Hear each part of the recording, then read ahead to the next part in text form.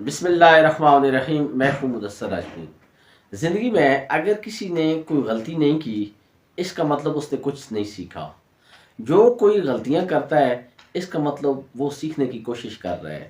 اگر بندہ ہاتھ پہ ہاتھ دھرے بیٹھا رہے، کوئی نیا کام نہ کرے، نہ کوئی کام سیکھے، تو اس سے غلطیاں کیا ہوگی؟ غلطیاں ہمیشہ اس سے ہوتی ہیں جو سیکھنے کی کوشش کرتا ہے۔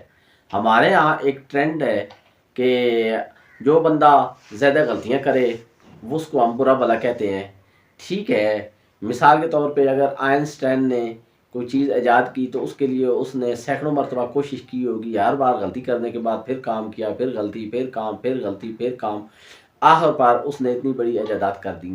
تو بالکل اسی طرح اگر ہم لوگ بھی اپنے بچوں کو یہ بات بتلائیں کہ آپ کام کریں گے تو سیکھیں گے، جب آپ کام کریں گے تو آپ سے غلطیاں بھی ہوگی، اور ان غلطیوں پر آپ نے پچھتانا نہیں ہے، ان سے کچھ سیکھنا ہے۔ سیکھنے کا عمل ہمیشہ جاری رہتا ہے۔